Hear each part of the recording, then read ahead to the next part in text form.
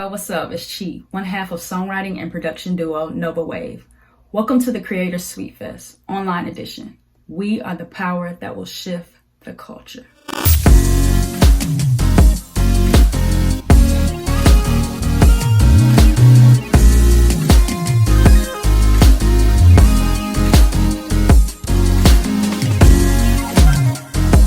Good afternoon, Ella. Good afternoon. Peter. Good Looking afternoon. good, looking good.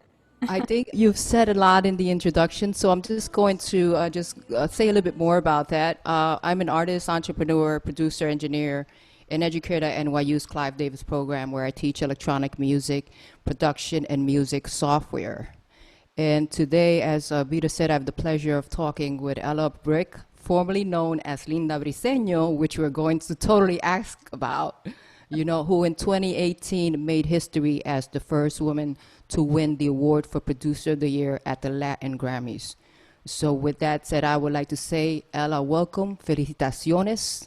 And we have to totally do a virtual clap for that. That is an amazing accomplishment.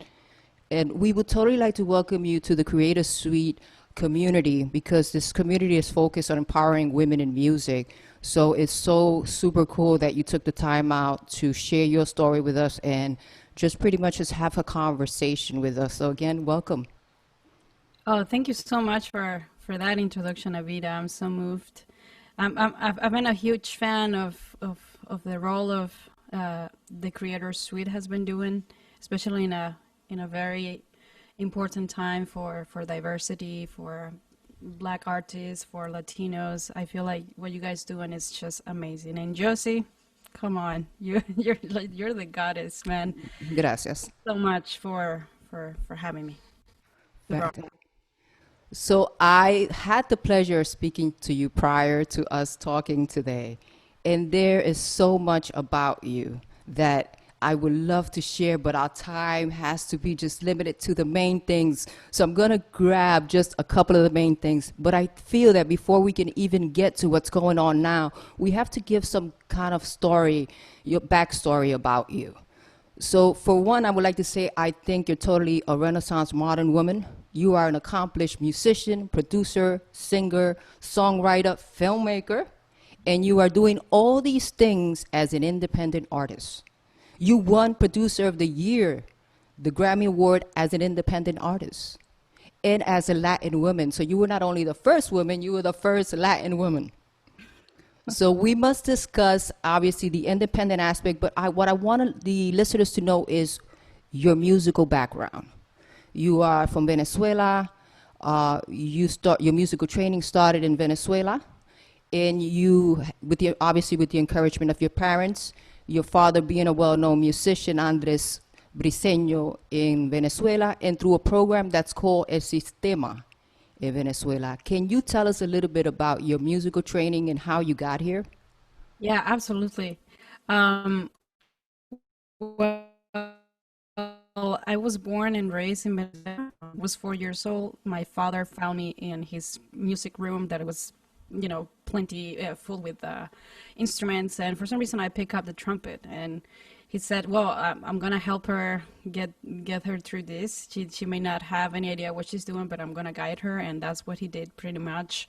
My uncle Rolando Briceño, he lived all his life in New York. He used to play with Tito Puente, and my music background, it was very, very strong. But we had the blessing to be part of El Sistema, which it still is a very important music program that gather kids from every background. They basically give them access, like quality access education to kids from all kinds of background. They give them instruments, and they give them the opportunity to be exposed to classical music by the time. So I grew up, playing percussion and learning music theory, and also being a trumpet player in the orchestra. And there was no limit ages.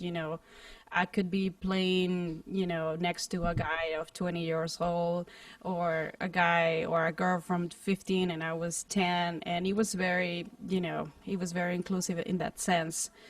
So that was pretty much my life. Later, when I got better at the trumpet, we started touring with the orchestra, and there was a moment in my life where I realized that all my childhood was pretty much in El Sistema. El Sistema was kind of like a military school too, because, when an important figure of classical music came to Venezuela to perform with us, we had to stay at least 2 months, in a hotel. Even, we had security for minors in that case, but we were rehearsing like from 7 a.m. to 12 p.m. It was very intense for us. Was the style of music classical then, or was it more jazz? No, by the time was pretty much classical music. I remember Simon Rattle, the director of Berlin Philharmonic. He came once, and that was one of the most intense experience I ever had in my life. So I was pretty much 13, 14, and I was realizing that I didn't know anything about life. The only thing I knew was about music, but I didn't have friends that weren't musicians, so I kind of like wanted to take a break from music. So in that time, when I left playing classical music and trumpet a little bit, it was kind of like for 4 years, 3 years. That's when I discovered my passion for songwriting and for the stories that I wanted to tell. And that was pretty much my background in El Sistema in classical music. So you have had a lot of exposure to really great musicians and writers in general. I mean, so it's safe to say that you are an accomplished trumpeter, musician. You play a whole bunch of instruments, and that training classical is very complex music, So when I listen to your music, like for example, the song 11, which you got the Grammy for, it almost feels as it is complex background, but you delivered that complexity of music in such a pop consumable way that I think is what made that song so special. That song is beautiful sonically, the arrangement is beautiful lyrically, but it's so easy to feel and consume. How was that transition from you, from coming from classical and jazz to just kind of try to deliver music in that way? And Well, when did you decide to just switch and say, hey, maybe I'm just going to do pop music? Because that's like a total U-turn. yeah, I feel like my life it breaks in three parts. The first part was the classical music, and later learning how to play guitar and being a songwriter. Later, I rejoined again the Sistema to be the founder of the first jazz program. So I had to enter into this new thing where I was learning jazz, I was improvising, and I was teaching. And later, when I got tired of that, like 5 years after, I decided I wanted to do my own thing. But here comes the reason why I switched to Linda Briceño to Ella Bric. I grew up in a very religious family. My dad was my mentor, but I also worked with him. So, being a daughter and a father working in the same environment, it can get tricky, especially when you're a woman and you have a character that is super independent and you don't like to be told what to do all the time. I kind of like I wanted to be independent from my father and from his shadows. So I decided that I wanted to make my first record, and his answer was like, "What? Do you want to be Britney Spears right now? Man, are you gonna throw out your whole career? You just play with Winton, you just play with this. You can be a huge, jazz performer. You can be famous by that." I'm like, "Yeah, but that's not what makes me happy." So I started making my own record. I started reaching out his friends that were producers. Nobody was interested. Were you still in Venezuela while this process was happening? Yeah, I was still in Venezuela. So I was like, you know what? I'm going to start doing my own things in GarageBand. And that's where my production side started. And coming back to 11, I feel like 11 is the most important song for me, not only for the award, which is beautiful also, but I feel like I was able to bring my roots in classical music. The idea of the ending, bringing a real choir and a real classical brass section, it came from Mahler's Second. The last movement of Mahler's Second is just amazing. It's just, whoever hasn't, hear Mahler's Second Symphony, the last movement is just something that you guys to check out. And my favorite conductor doing that is Bernstein. So if you had the time, check that out. So I wanted to bring that grandiosity to a pop track, because I also was listening to a lot of Bon Iver and a lot of songwriters. So I wanted to bring all that together, and that was the result. And I think that that is what is unique about your production style. I can just say, 11 is just particular to that, and I think that that's probably where, you discovered where you wanted to go musically. But I listened to Bailemos Lento as well, which is another record that you released, and that also has some of that marriage, of classical and just pop that's just beautifully put together. So I'm so excited for what's coming for you, and I'm going to be a person that watches your growth. I really love that. What I want to ask about, what was that? I'm sorry? You're gonna be a mentor for me. I gotta learn so much from you. I mean, You, tú eres una joya de la producción aquí en Nueva York, and I just found you, and I'm so happy to be able to get to know you for real. Muchas gracias y aprecio esas palabras porque muchas veces cuando uno trabaja mucho, as you know, we don't get to tell people that while they're here. So giving people the roses while they're here, I think is something that we should practice, especially as women, so it's good to receive a compliment from a fellow producer and worker in the music industry. So thank you very much. What I want to go back to 11 for a second, right? Because that's how we're going to go into your other songs. This is why I love talking to you. So Ella has a few surprises for us today, by the way. So you guys are going to be totally stoked. I want to talk about 11, the production of that, right?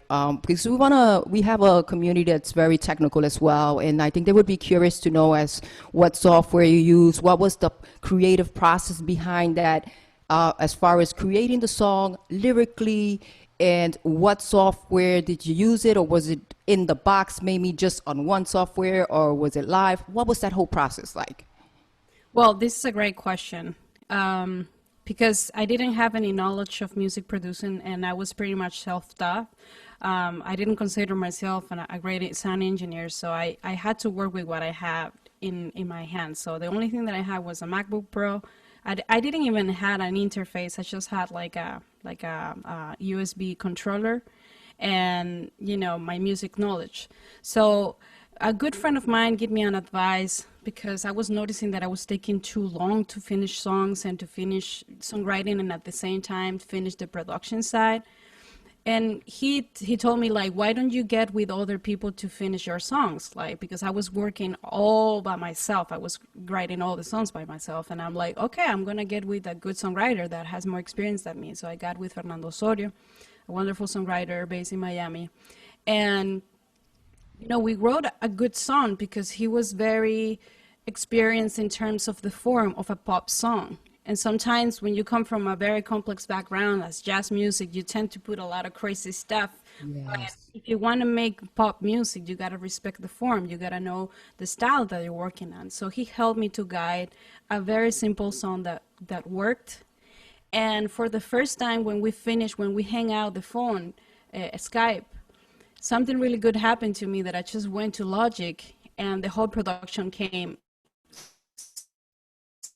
so easy to me. And I think that night, it came so easy. So when the songs are good, when the songs work in terms of the form, the rest, it comes super easy for you. So that was the case of 11. And I immediately sent it to him. I switched something in the chorus because the melody in the chorus was slower. So I wanted to bring more rhythm. And later, I never touched the production again. Wow. Because I was afraid that I was not going to be able to afford to pay a choir and a big brass session. And, 11 stayed there for a couple years. So, Wow. But so you started the production 11 obviously in New York. You were already in New York. yes, I was already in New York. What's interesting about that, because what I love talking about, again, talking to you last week, was we talk about having all of this creativity. We're very complex in so many things, just from making music to using software. Like we use this plugin and it's the greatest. But at the end of the day, the listener wants to feel something. So I think that for 11, you said something important. You said the arrangement for me in that song mattered to present it in a pop way. So when you're talking about creating music, right, as a producer, do you think arrangement? What plays a more important role to you? Arrangement, melody, like what is your approach, I guess I would say? Well, depending on the song, in case of 11, the arrangement was very specific. I wanted to bring something that I was not hearing at all in the market. You know, a lot of reggaeton was being, well, the reggaeton thing was starting a lot, so you know, the ballads were coming really down. Nobody was hearing ballads in the Latin market, so I wanted to be just brave. So it started by just having like a nice pad that was making the chords, and I love the piano, but I wanted to make the piano to put some reverb on it to make it more nostalgic. But the most important key in the arrangement was the sound of the drums. Yeah. The sound of the drum is the whole song. It's the whole song, as you can hear at the beginning. We will listen it in a little bit. And many people were concerned, especially my dad, because he was a drummer. He didn't record on this. Like, why do you use such a big sound? Like, I'm like, I want the drums, the kick drums, to be so deep in the people's feeling that they feel like something is hitting their heart, you know? But not in an invasive way.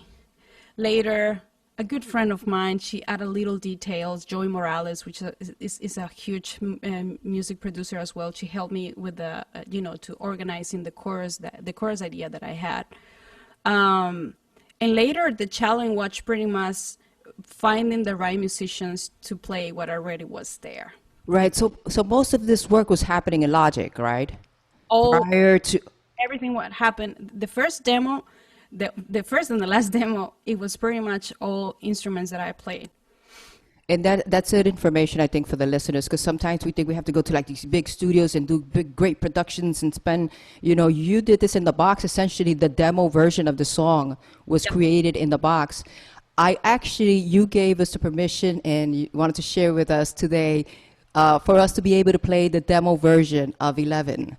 So I want to play the demo version for 11 and talk a little bit more and then play the final version. So I'm just going to switch my system here and play the demo version of it. It's actually, I put them together, like the same sections. Sorry, I didn't tell you this last night, but I put like a whole track, and you're gonna hear the same sections, and you're gonna compare it. We're gonna compare them with the last version, so you can see immediately. I actually don't have that layout. I just have the two songs. Oh, you have the two songs? Yes, I don't have that layout, so I can go to the sections you want me to go through. Okay. So should I play the intro and then?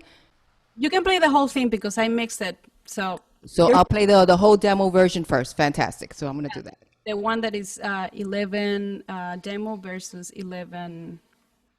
Okay, so I'm going to play. I'll tell you the name. I have 11 demo. Oh, okay, you have versus final. Okay, so that's exactly what you're talking about. So say what you said again. I have that version. Let them know. You're going to hear demo version with with the final product, all together in comparison with each other. Okay, fantastic. So here we go.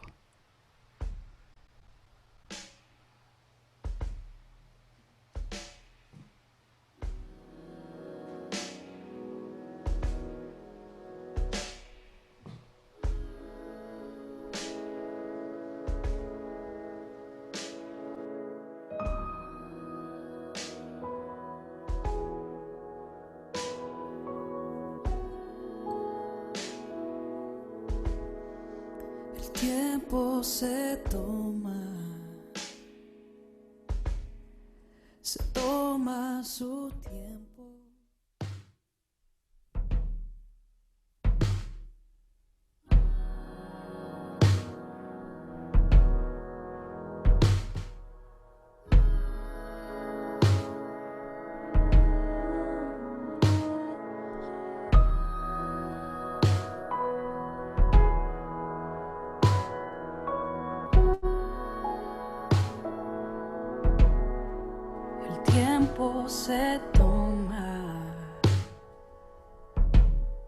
Se toma su tiempo.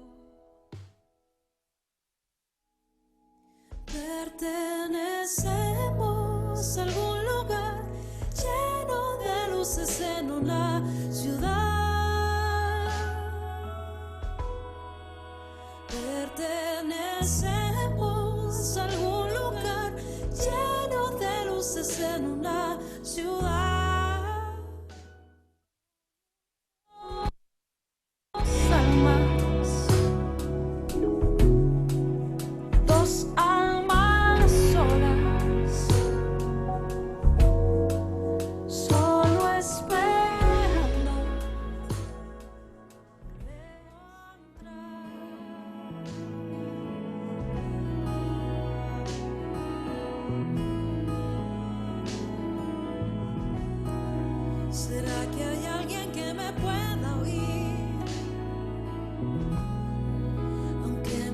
ojos no te puedan ver, solo espero que estés muy bien.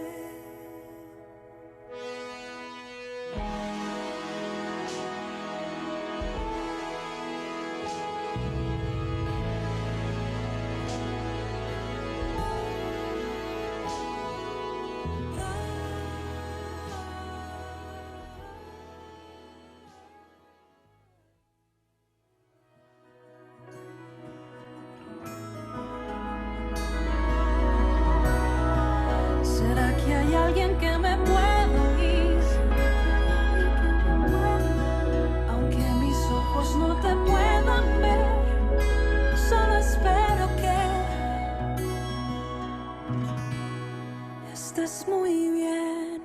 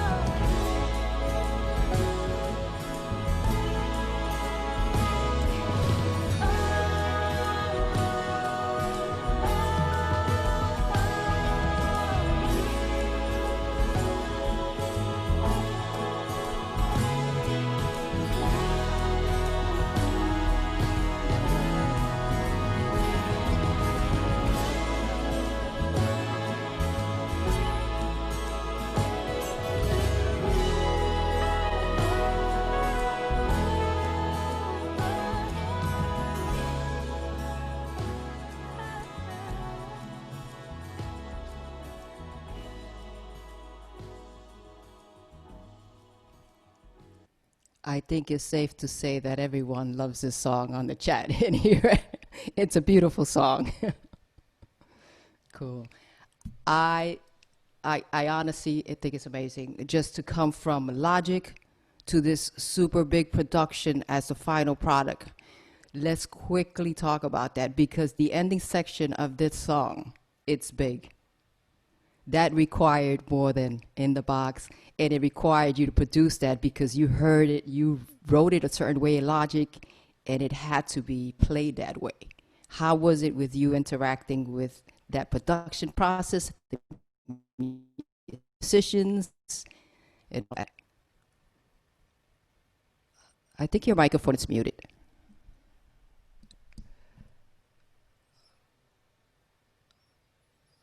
I am definitely. Now I'm ready. Okay, now I can hear you. Yes. Thank you so much, guys. Well, yes, I feel like I've been blessed to be able to get to know a lot of good musicians. New York is the best city for that. And I feel like there's a lot of talented musicians out there.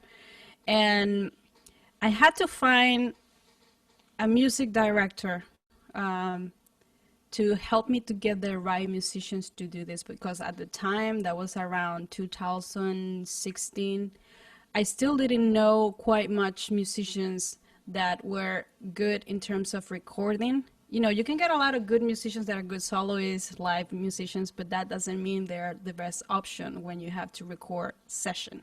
Ah, yes. So I got with Justin. Justin is a good friend of mine. And he was able to give me access to Jordan Peters, the guitarist.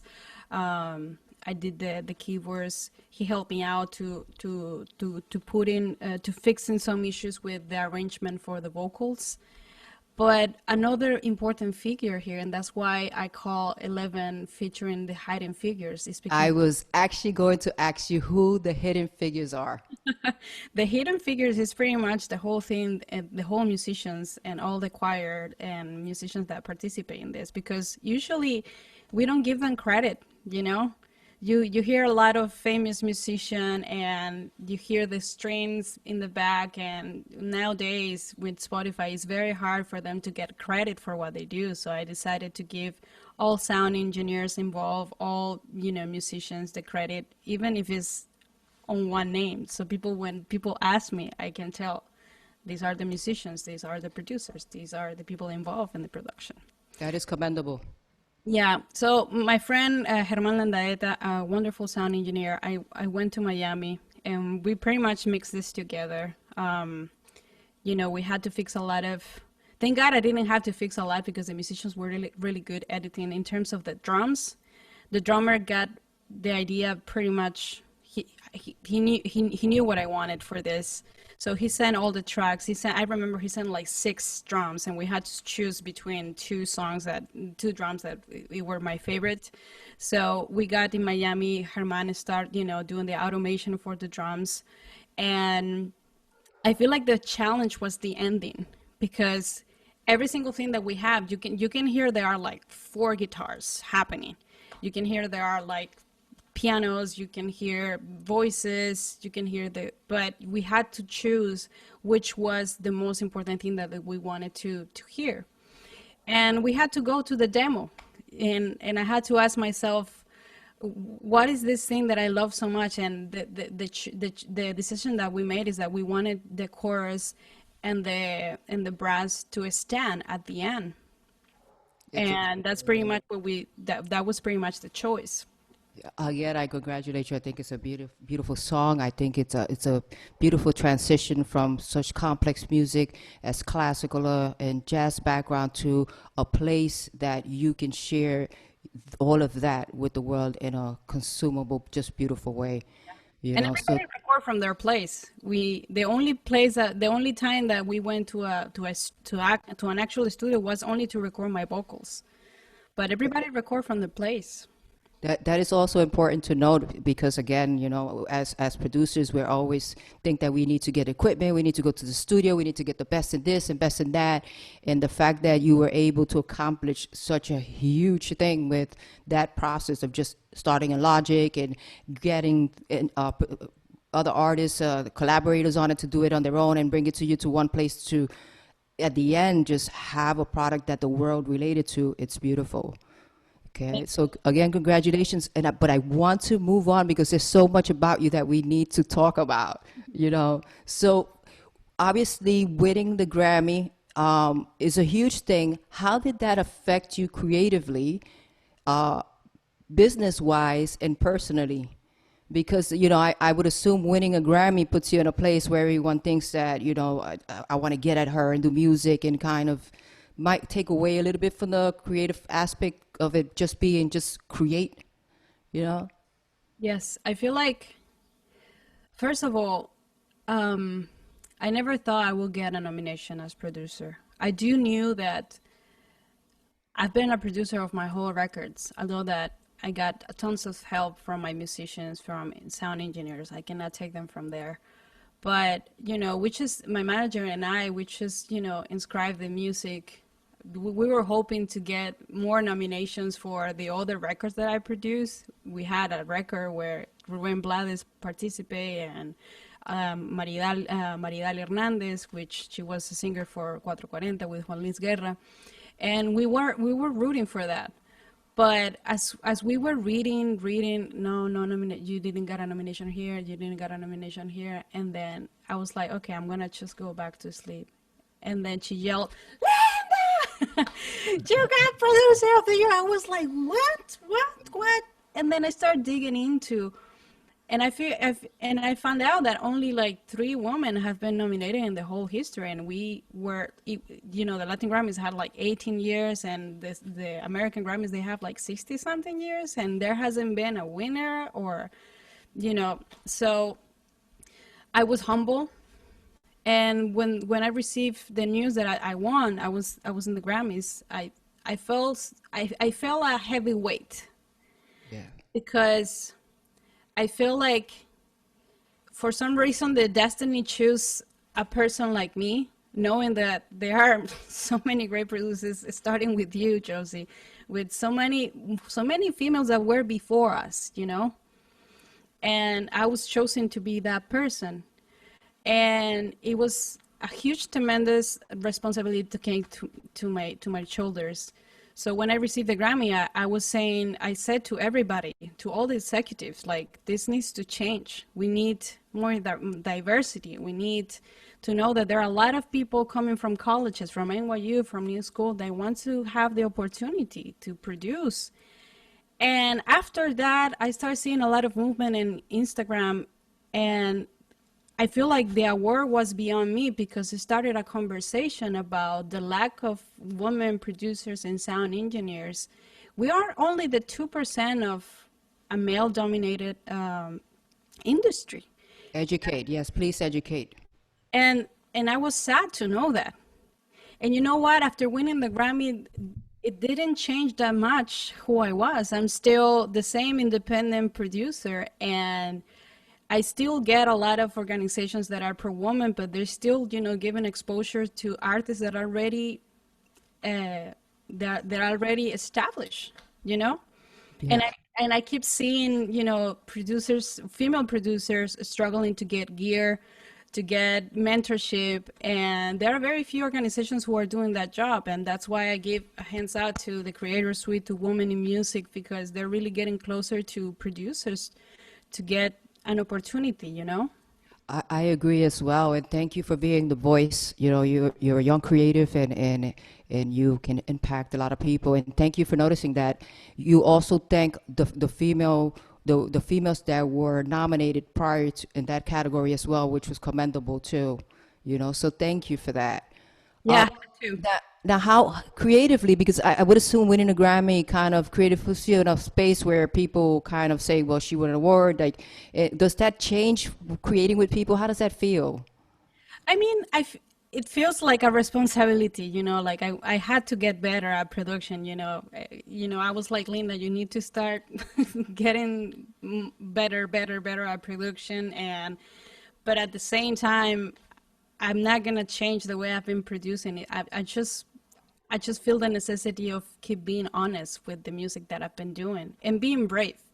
You guys need to be brave because, there's a lot of pressure right now on social media. There's a lot of pressure that some people, you can never fight a record label. You can never fight the industry. It's a huge giant it's a fight that you're never going to win. The only way you're going to win is by being yourself.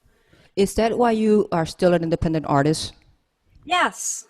I pretty much feel like I want to be able to keep telling the truth, my truth. And if one day it gets big and I have the opportunity to get a bigger team, I'll be grateful, What do you think are some of the challenges being an independent artist and being an independent artist? Well, the first thing is that 75% of artists, they suffer from depression. That's the first thing that people is not talking about. That's mental right. health. The biggest challenge of independent artists is resources. We need money for everything. You need money for buying gear, for producing everything, for doing the video, doing the marketing. You're pretty much doing everything yourself, and sometimes the time is not enough for you to do the whole thing. And then by the time you end up doing your thing, somebody's doing it already with a huge budget, Yes. You have to deal with that. But at the same time, there's a lot of good things about being independent, is that you get control over everything that you do. I remember I was in a Sony party, and I was talking with somebody from Sony. He was a very nice guy, and I'm like, well, I'm still an independent artist. And he was like, why are you complaining? You own everything. You're good. And I'm like, oh, yeah, you're right. And then it's pretty much, it's kind of like the way I've been doing it, and it has been working for me. It doesn't necessarily mean that it's going to work for you. Do you have a big team, or what is your team like as an independent artist? I have like a team of 5 persons, and most of them are my best friends. And they were not the most experts in music industry. We've been growing together. And Jalixa Gonzalez, she's been in another world, being a boss for other industries. And I found a talent in her of organizing things, on setting deadlines and talking to people. And I'm like, okay, there you go. You're gonna be my manager. That's it. And she's my manager. I found another friend. She has a PhD in philosophy, so she's a great communicator. And I'm like, you know what? You're going to be my PR. She's like, okay. And then I find another person that she's very strong. She gets to, deal with all the things that I'm not able to deal. She has a very strong character. And I'm like, okay, you're going to deal with the rest. I love it. You know, but that's important too. You know, a lot of people also want to sign to management, sign to production companies and all of that. And sometimes when you take a look around you, the people that are around you are actually doing that job for you, you know, and are actually pretty good at it as well. So sometimes we can look inside our circle and kind of weed out the people that move like us. Because you can't just select someone because they're your friend either. You have to select someone that has the same ambition as you, the same work ethic as you, to create a good team around you. So that's excellent to hear that you have a pretty supportive team and you've placed the right heads in the right place, you know. But let's talk a little bit about Ella now, okay? So we talked about why you abandoned Linda Briceño, which was a lot to deal with being under the shadow of your dad, who's a well-known musician, and just, you know, I guess pigeonholed into classical type of music, or correct me if I'm wrong? Yeah, classical and jazz pretty much. Right, so that's what came about Ella Bric was birth. So from now on, we should say Ella Bric for everything we do. You are going to be Ella Bric, the pop artist, or tell us a little bit about that. I feel like it started all when I was 16 years old, and this is where the film part of me comes in. I'm a huge fan of film, just in general. I love images.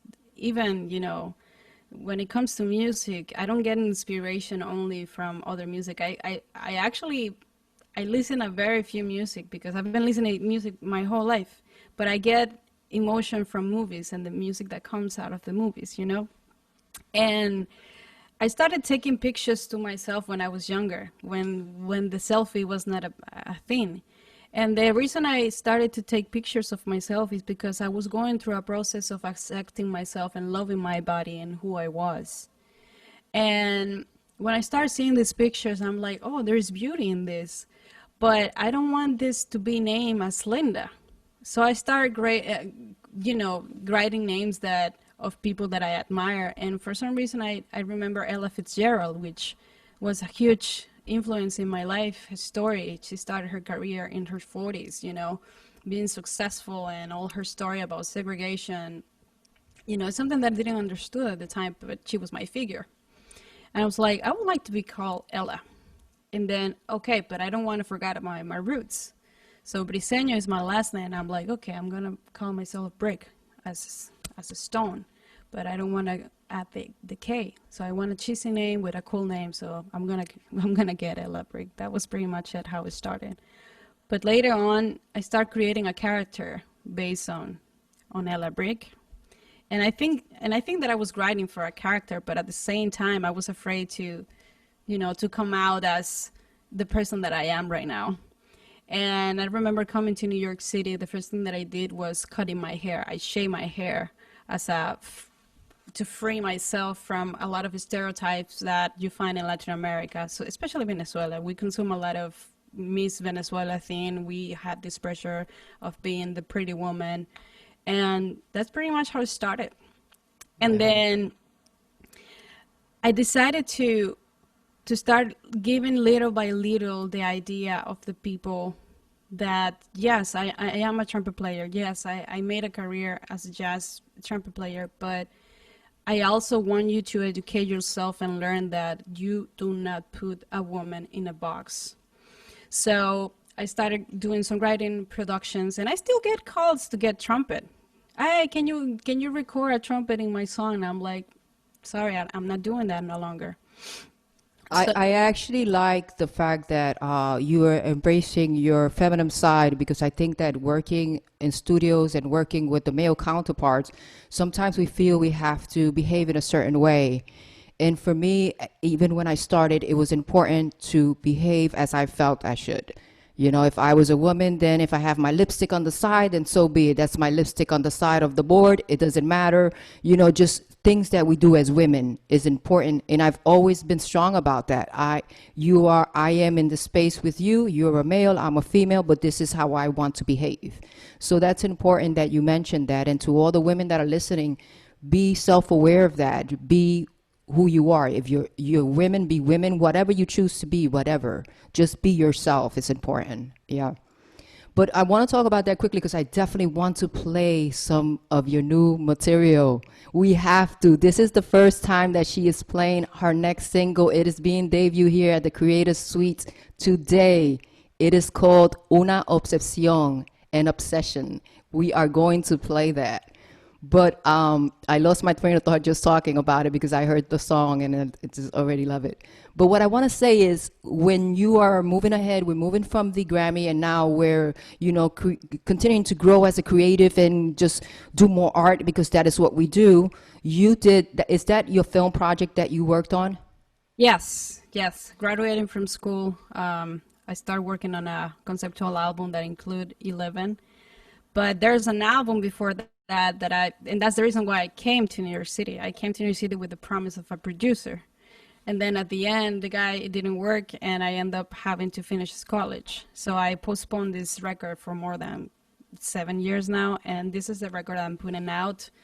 Now I'm receiving influences from what's out there. You know, I used to hate reggaeton, now I love it, and I'm starting embracing the rhythms that are reflecting what the people is listening to without losing who I am as a musician. So, I think reggaeton has also grown a lot. That genre of music has grown a lot. They've embraced a lot of, you know, trap music, hip hop, and just it's a lot different. and there's a lot of jazz in there too, and blues. You know, everything comes from there, from spirituals, from everything, and I'm happy to contribute to something new. You know. So what is the name of your film project, that film project in particular, so people can find it? Okay, Solitude is the short film. I'm gonna write it here in the chat. Solitude, by Linda Briceño. By the time I didn't change my name yet, but that's how you can find it on YouTube. And you know, we got a couple spots in film festivals. It was a huge blessing, and I was able to tell my story here of what I experienced while being here, and also while being an immigrant.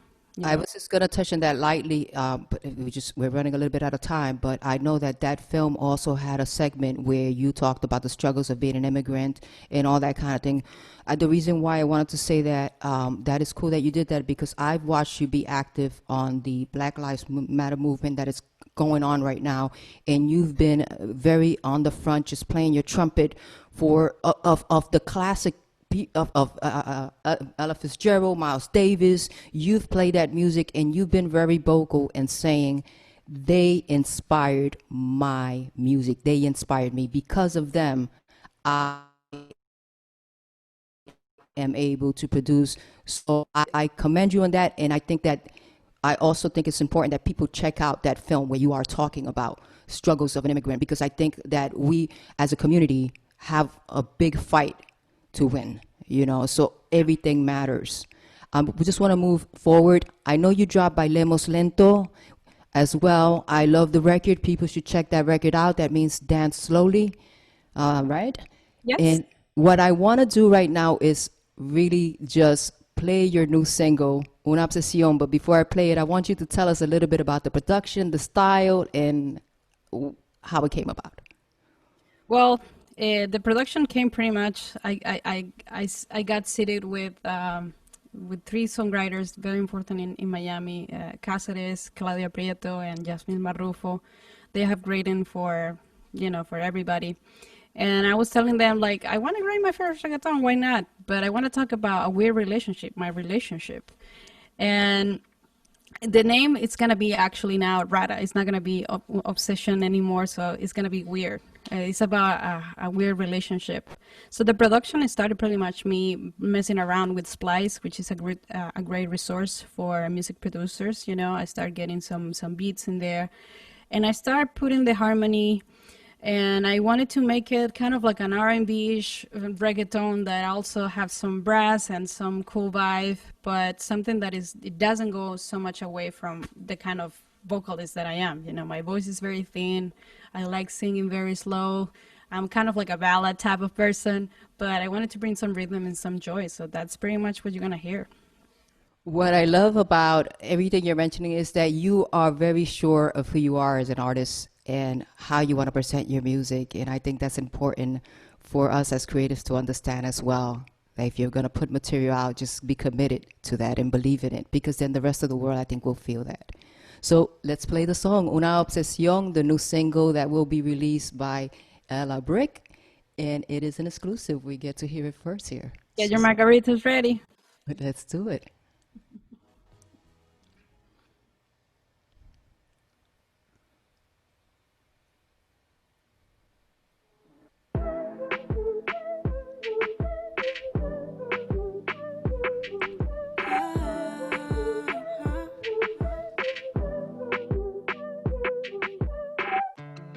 Como no quieres que me queje, si tú no quieres que te deje, dices que cada quien hace lo que quiere, entonces déjame tenerte. Si es que pierdo la razón, es solo para llamar tu atención. Esto más que amor es una obsesión. Una obsesión que tengo con tus besos, una obsesión pasando por mi cuerpo.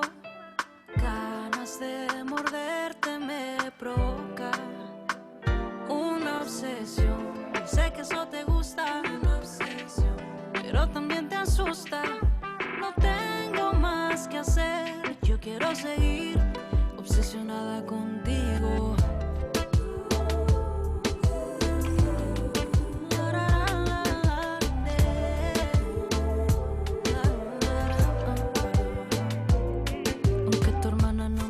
Y tus amigos no lo sepan, tú sabes que soy yo la que hace buenas las arepas. Sabes que me tienes, hagamos una apuesta. Cuidado y no soy yo la que después no te contesta. Rara, rara, yo sé que esta relación es rara. Los problemas aquí nunca faltan, pero cualquier inconveniente lo arreglamos en la cama. Rara, rara, yo sé que esta relación es rara. Los problemas aquí nunca faltan. Nos peleamos por la noche y le damos hasta la mañana. Una obsesión que tengo con tus besos, pasando por mi cuerpo. Ganas de morderte me provoca. Una obsesión, yo sé que eso te gusta, pero también te asusta. No tengo más que hacer, yo quiero seguir obsesionada contigo.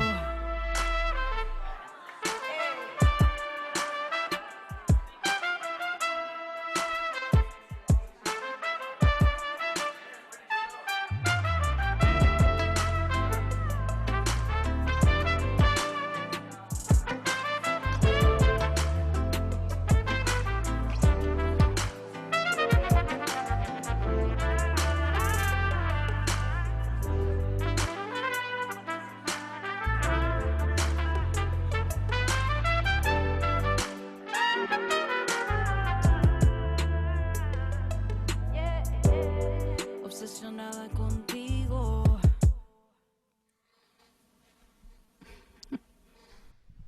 It is safe to say that the song is freaking awesome. The chat is lit. So we have a lit chat. Yeah. Me encanta la letra, me encanta el ritmo de ella, me encanta la trompeta que estás tocando en ella. We gotta do a remix. We gotta do a remix together of this one, okay? ¿Cómo fue? We gotta do a remix together of this one with you. Pienso que sí, me encantaría. Totally would love to do a remix on that song. Put it in the chat if you want to remix with Josie. Yes, please, put it in the chat. Put some hearts in there. Please. I love it. I was telling her in Spanish because we Latinos, we like to do that. We like to switch back and forth, and sometimes we forget who's around. Maybe they don't understand what we're saying. But what I was telling her that I love the song, I love the production, the rhythm on it, I love the lyrical take on it, and I love the live instrumentation where she's playing the horns on it that sound beautiful. And that is what makes her unique. We have to give it up. So put some high fives in the chat, some hearts, because she has found a way to mix complex music in such a way that we can feel. So felicitaciones. And when is this going to be released? This is going to be released in 4 weeks, pretty much. We're Wow. shooting the video next weekend, so as soon as the video is ready, the track is gonna be ready because it's mastered already. You just hear something came in out of the oven. But make sure you find it as RaRa because we're gonna release it as RaRa, like weird in Spanish. How is it? What is it called? RaRa. No, te está cortando un poquitito el micrófono. Hello? Can you hear me? Ahora te oímos, sí. So make sure you find the song as RaRa because we noticed that we have another song in the record that the name is Una Obsesión as well. So people, Okay, okay. Can you type the name in the chat for RaRa, RaRa, oh, strange. yeah, they got it already. They got it. Okay, awesome. Very cool. So I think that probably I really enjoyed my conversation with you. I just love your energy and I'm so excited for you. I'm happy to hear the new stuff that you're doing and I cannot wait to just watch the whole process and to collaborate with you on some stuff. So thank you for being a part of this, but I'm not saying bye. I just want to open the floor a little bit for some of the members to just ask you some questions. Someone asked, was it a loop? Was the song a loop? Was it created, I guess, from a loop? Guys, I guess you mentioned splice, so I guess someone was asking that. No, I actually am careful when it comes to using a splice. I try to build the whole beat by myself, so I do that. I build the loop different. Like for example, I find the right kick, and then I put it in Logic, and later I find a different snare. And then I try to choose the right hats for it. But for this particular one, I got my friend Orestes Gomez, which is an amazing drummer and amazing, electronic producer. He was able to get that idea that I have at the beginning, and he improved it with the right sounds that I was looking for. Also, my friend David Lastre, he was helping out with keys, with some final details, and that's what make it so special too. Okay, so we'll take one more question because we're gonna move on to the next segment. I'm sorry, JC's raising his hand or her hand. I'm not sure what that is. Okay, let's do it. Are we gonna hear them or do they want to talk? I think they want to talk. Let me see. JC, you're up. Hey, thank you so much. Ella, I'm like just in awe of you and our moderator as well. You guys are amazing. But my specific question, Ella, for you is that I just kind of want some advice on producing my own stuff. I've songwritten for other people. I had a record deal, sort of the tropes of being a woman in the industry. And I want to start producing my own stuff, but I don't really play, but I do have a good ear. So any sort of tips on sort of just attacking it so that I can at least get a basic demo that I can actually take out when I'm not as trained as you are, I feel like not being trained is not something bad, If you put me in the same place of Josie, Josie is an amazing sound engineer, and I'm not a sound engineer, so I don't feel like that's a weakness. It's the opposite, because your ear is gonna take you somewhere at the end of the day. At the end of the day, I didn't know anything about music production, but I knew what I wanted. So I do recommend, if you can get a couple lessons with somebody who can sit down with you and teach you some harmony, that will save you so much time. But also there's so many opportunities. There's this kind of like software that they give you, chords and options for you to put them and program them with whatever you have available. When you want to produce things faster, that's another option for you as well. I don't know if that answers your question. I feel like don't be afraid of just putting out there what you're just doing, and protect that ear, and don't be afraid of showing those ideas, because there must be something there. In terms of putting a nice demo, make sure like everything is quantized, make sure like the song has, the form of the song, it makes sense. When the songs make sense, the production is gonna come easy for you. So that's pretty much it. Okay, so I think Avita, are we going to take another question, or have we run out of time? I think we've run out of time, but Okay. we don't want it to end. We don't want to leave. We want to stay. We have to do this again. We have to get Yeah. you on record. Both But- of you, we got to do this again. Yeah, we're gonna do a record Yes. together. I think this. I think that is some a good inspiration. I think, and we should all think about that collaboration. I'm totally open for it. Ella, felicitaciones de nuevo. Congratulations on your accomplishments thus far, and for this amazing new song that you're dropping. I'm looking forward to the visuals of it and just hearing it out there in the world. RaRa. It's called RaRa. So correction, the new song is RaRa. And thank you. Yes, and thank you for being a part and taking your time out again to talk to the Creative Suite community and to me as well. It is a pleasure. It has been a pleasure for me. Yeah, thank you. So guys, I'm going to stick around to keep watching the festival, keep supporting the festival. Thank you, Avita, for everything. My team is deeply thank for you, and keep being weird. Keep being rara, you know? Yes. Don't be afraid of being rara. So Exactamente. With that, I'm going to play it again as we switch over. De nuevo, muchos abrazos y besitos. thank you, Josie.